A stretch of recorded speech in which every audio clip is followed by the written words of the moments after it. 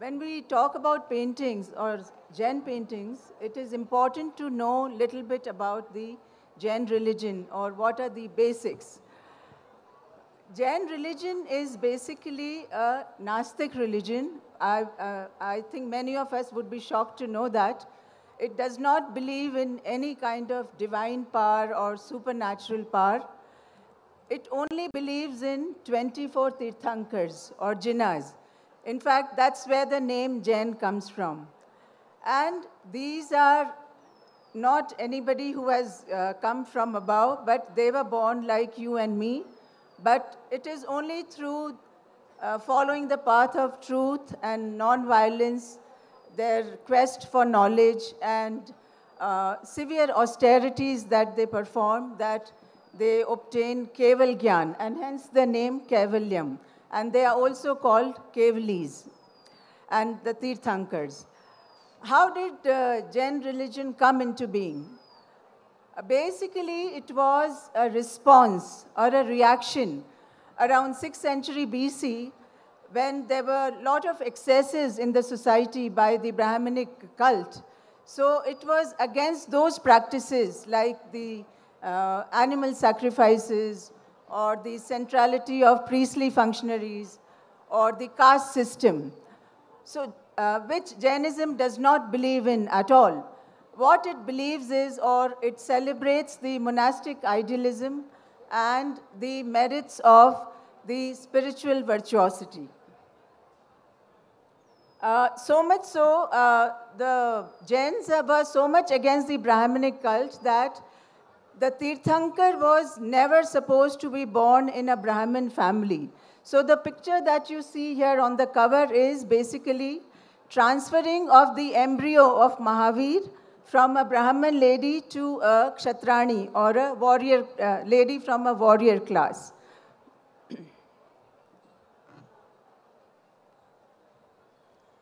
Next slide.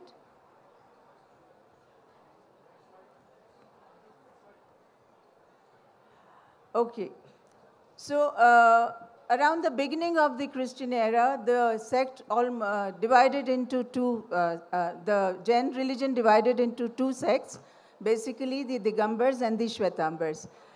The main difference between the two was the question of nudity, which was a must for the Digambars, whereas the Shvetambars wore white clothes.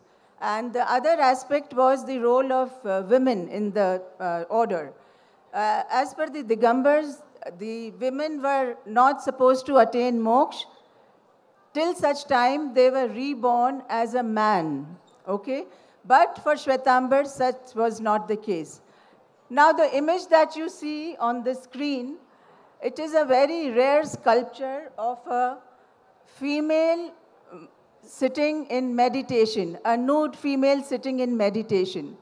She has been recognized as the 19th Tirthankar, Mallinath. And how do we know that?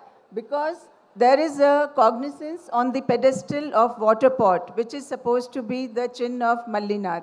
And she is also a supernatural being because there are lotus carved on her palms. Now, at the very mention of Mallinath being a female Tirthankar, puts many of our Digambar friends at much discomfort and unease. This is about the, briefly that I told you about the religion. Now let's get back to the manuscripts. Between the two sects, Shvetambars were more prolific in commissioning of the manuscripts. And of course, Digambars also contributed amply to the miniature art of India. The basic subject of the manuscripts was the lives of the Tirthankar, or the 5 auspicious events, or the Panch Kalyanaka that take place in the life of the Tirthankar. In case of Shvetambars, it takes the form of Kalpasutra, and for the Digambars, it is in the form of Mahapuran. Next. Yeah. No. Go back. Go back. Yeah. So I'll quickly take you through the journey of the Tirthankar and the 5 Kalyanakas. Just to mention briefly, the Jain paintings were basically inspired from the Buddhist tradition of miniature paintings. And earlier, the miniatures were made on palm leaf panels, and later paper came into being in the latter half of the 14th century. And when the illustrations became very ambitious, gold leaf was introduced, lapis lazuli was used to impart blue color. The language used was Prakrit and or Ardhmagdi, and the script was Devanagari. Now, on this slide, first you see the first Kalyanak, which is the Garbh Kalyanak, when the mother of the Tirthankar conceives the Tirthankar. And on the top slide, we have already talked about the transfer of embryo. If you look closely in the upper register, there is a shape of an embryo in the hands of Haringameshi. In the lower slide, the mother of the Tirthankara, she sees 14 auspicious dreams. And all these dreams indicate that a superhuman being or a Chakravarti or a saint is going to be born. Next. Next slide, please. Yeah. So this is the second Kalyanak, or the Janma Kalyanak, or the event of birth. Now, on the left-hand side, you can see a baby in the arms of the mother of the Tirthankar, Trishla. And here you see all the typical characteristics of Jain paintings. The further eye is hanging in the air. There is angularity in the features, broad chest, and the rendition is very, very flat with natural colors, with no effort at modeling or any kind of perspective. What is interesting to note here are the decorated textiles here, which harks back to the highly developed textile industry of Gujarat. In fact, most of these manuscripts have come from the region of Gujarat and Rajasthan, the Shwetambar ones. And it talks about, it informs us about the highly developed trade and the industry, textile industry. These block prints, even today, it's a living tradition which we get to see around us. In the other painting, we are seeing the next Kalyanak, which is the Diksha Kalyanak, or the process of initiation, whereby the Tirthankar gets rid of all his physical possessions, and in the lower register, you can see he's removing all his hair with 5 fistfuls, or Panchmushti Kesh Lochan, as we call it. Next. Next slide, please. After having been initiated, the Tirthankar performed severe austerities despite all the hurdles that come in his ways. You can see the wild animals, there are people inserting rods through his ears, etc. He goes through all this with equanimity, steadfast on his path of liberation. Now, the posture which you see is called the Kayotsarg Mudra. Kaya Utsarg means he is already totally oblivion of his body. Okay. And in fact, this is also one of the, there are only 2 stances that you see in a Jain temple. Either it will be this or the Tirthankar sitting in Padmasan. Next slide, please. Now, the fourth the Kalyanak is that of Gyan Kalyanak, or Keval Gyan Kalyanak, or attaining of omniscience. After having performed severe austerities, Tirthankar finally attains omniscience. And on this, all the gods from the heaven come down and construct a beautiful, vast lecture hall for the Tirthankar to deliver his sermons. And this is called the Samvasaran, where all the creatures from the universe arrive, and the Tirthankar delivers his lecture in the form of Divya Dhvani, or monotone, which is being understood by one and all in their own language. It's very interesting to note that this very concept of Samvasaran, the round that you see on top, is the basis of a Jain temple. Unlike a Hindu temple, which is a house of God, body of God, God himself, maybe many of his emanations, or macrocosm in the form of microcosm, Jainism, the Jain temple is basically supposed to be a lecture hall where all the worshippers go to listen to the Jinnah or the Jinvani. A very beautiful rendition in stone of a Samvatsaran temple can be seen in Ranakpur, Mount Abu in Rajasthan. In the painting below, you can see the fifth Kalyanak, which is called the Moksh Kalyanak. After having attained omniscience, Tirthankar roams about the earth, preaching the religion and teaching everyone the way to salvation. At the end of his journey of life, his soul totally emancipated from the karmic bondage.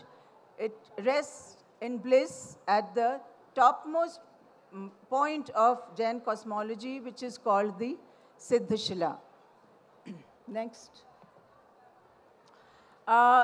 Just briefly, I will tell you, earlier paintings that you saw, they were all coming from Kalpasutra. And this is another text which we find very well illustrated, which is called the Samgrahani Sutra, which talks about Jain cosmology. On left-hand side, you see there is a cosmic man, and the entire cosmos has been superimposed on his body. The top portion is called the Urdhva Lok, or the upper realm. And on top, if you see on the crown, there is a Tirthankar sitting. That is the place of Siddhashila. And all the other gods reside below the different classes of gods around the waist region. The middle portion is called the Manushya Lok, where we live. And of course, the below portion is called the Narak, or the seven hells are there. The other painting that you see is the famous Adhai Dvipa, where the Tirthankars are supposed to be born. Let me tell you, when I say gods, even the gods cannot attain moksha till such time they are born on this earth and become a Tirthankar. Only then moksha is available to them. And in the bottom painting, you can see different classes of gods. Why these paintings are important? Because these manuscripts are mostly dated. And because of the dates, we get to know, we can glean through lot of other information like the culture or the trade or the kind of patronage that was there. And in this painting, you can see, if you look at the time frame, it is 1638 AD. And what does that mean? There's a lot of Mughal painting influence here. The earlier paintings that we saw, it had a lot of angularity. There was no sense of perspective.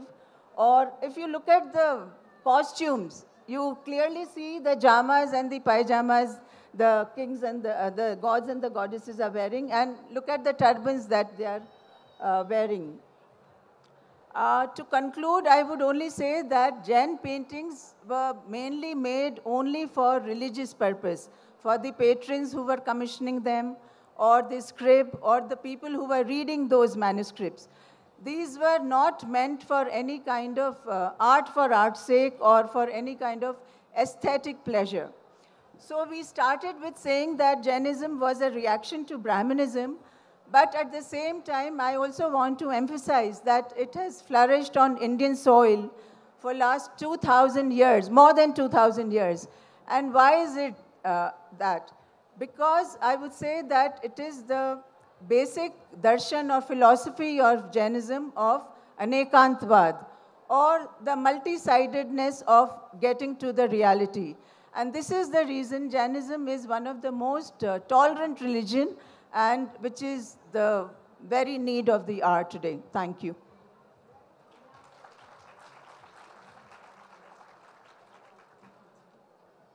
And now we have Dr. Shashi Tharoor to inaugurate the book Kaivalyam by Pawan Jain and Satya Vrata Tripathi. So welcome Dr. Shashi Tharoor on stage for the launch of the book.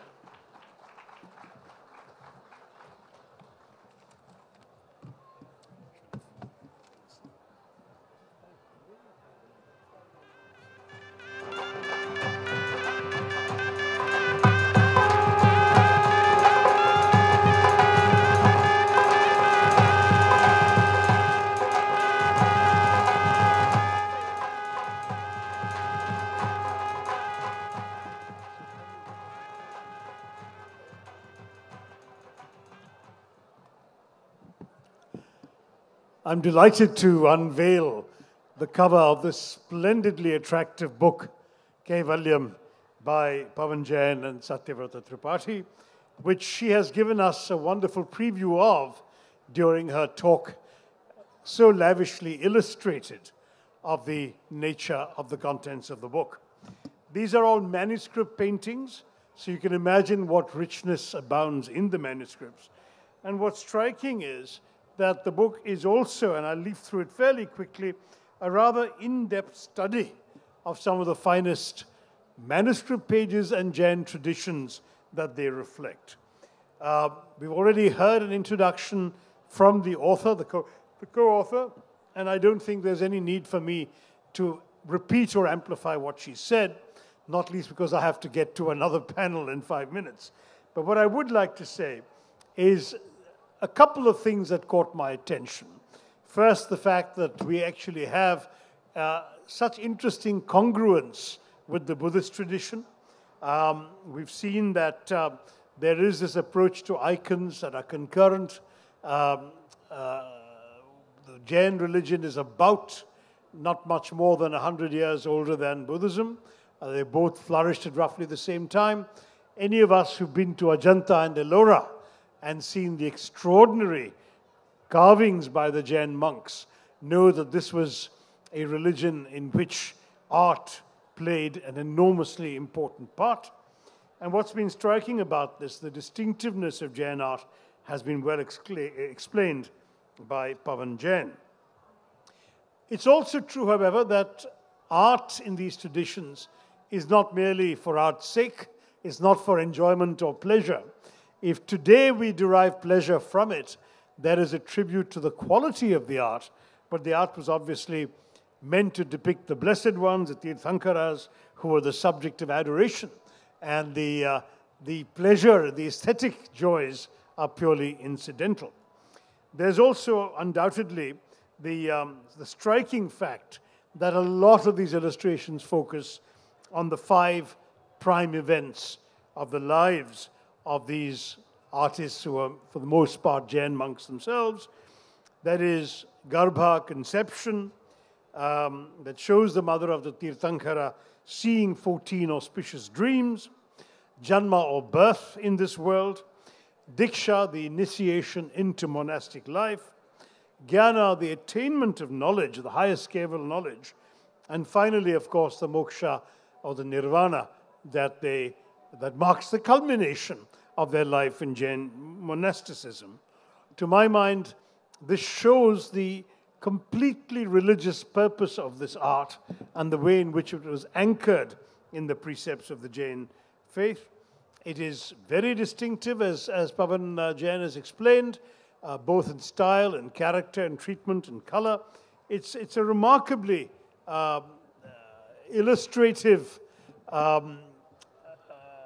reflection of the extraordinary aesthetic and artistic contributions of the Jain community and of Jain monks for many, many centuries. And I'm just very, very privileged to be able to unveil this book and to hope that all of you will get hold of a copy, because having seen it, it is sumptuously brought out, very beautifully illustrated, with simple, clear, and very knowledgeable text. So I congratulate the authors, Satya Vrata Tripathi and Pawan Jain, and I wish the book, Kaivalyam, all success. Thank you very much. Jai Hind.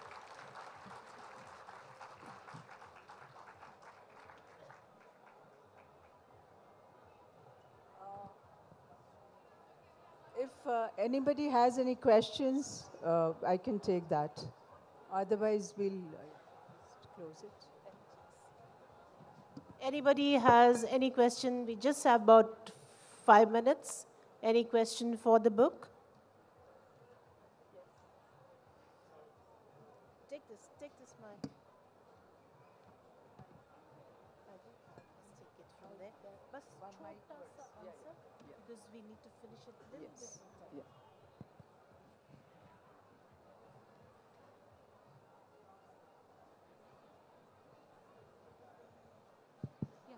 Yeah.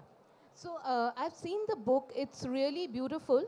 Now, these Jain, I had gone to Patan to see Hemchandra's library. yes. So could you tell us a little more about that?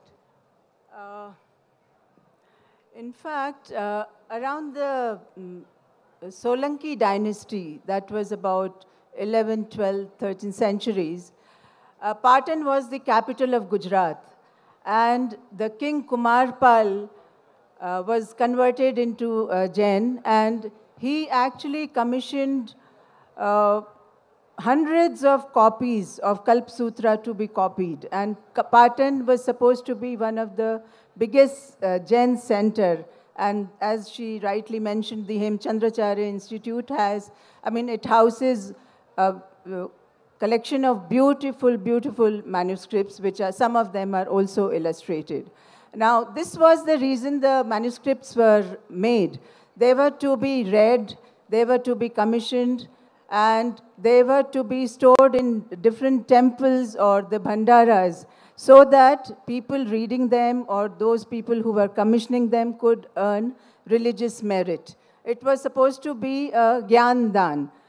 Like, there are three ways that one could earn religious merit. One could donate towards a temple, one could erect a sculpture of a Jain Tirthankar, and this was the most important. This was called the Shastradan. This is how you get so many copies, and they were secured in Jain Bhandaras or the Jain libraries. And this is the reason today also we are able to study them, because the upkeep of these manuscripts was, it was done with utmost care.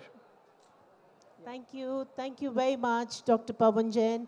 We are out of time. We are out of time. Okay. We are out of time. I'm so sorry. Thank you, everybody, for your patience. Thank you and congratulations.